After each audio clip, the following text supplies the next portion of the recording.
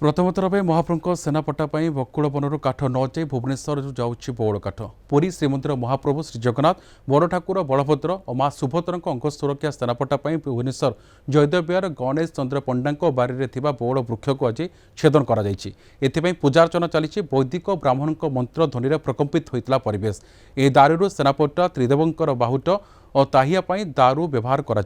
गत मे मास 16 दिन भोई सेवायत सरदार रवि भोई तत्वावधारक श्रीमंदिर सुदर्शन मेकअपों सह भोई सेवक आसी वृक्ष को चिन्हट करथिले।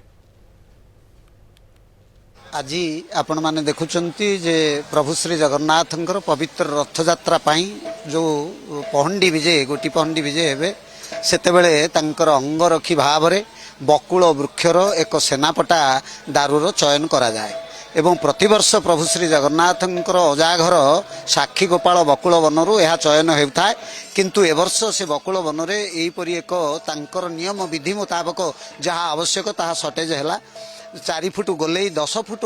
लंबर कौन सी ब्रांच नथिबा एक बकुल वृक्षर आवश्यक कारण तांकु बाहुट भी दरकार पड़े जगन्नाथंकर बलभद्रंकर जो दुई दुई हाथ में 3 साइज बाहुट दरकार पड़ो कारण हस्तर कौन सी अंगरे जमती कौन सी क्षत न हो। चलित वर्ष महाप्रभुंकर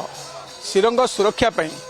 आमर बौल काठर आवश्यकता अच्छी से आम चलित वर्ष भुवनेश्वर आसीलु आसिक गछ को तनखी करूँ यह उपयुक्त मानर थिला तेणु आज आम गोटे शुभ मुहूर्त देखी आसिलु एठे पूजा अर्चना करागला एवं होम यज्ञ करागला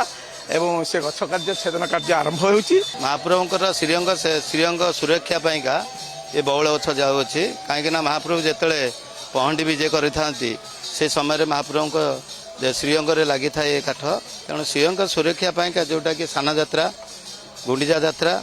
बाहुड़ा यात्रा एवं नीलाद्री विजय यही सब यात्रा महाप्रभु श्रीअंग सुरक्षा पाइका बौल गछ जाऊँगी एवं आमर ये भी सब बाबा मैंने अच्छा जो तुलसी बाबा अच्छा आम केयरटेकर बाबू अच्छा आम समस्ते गोटे टीम आसीचु ये बौल गछ आगुरी भी आसलु आम चिन्हट करूँ आज आमर ये कटा कार्य होची पुरी यात्रा कर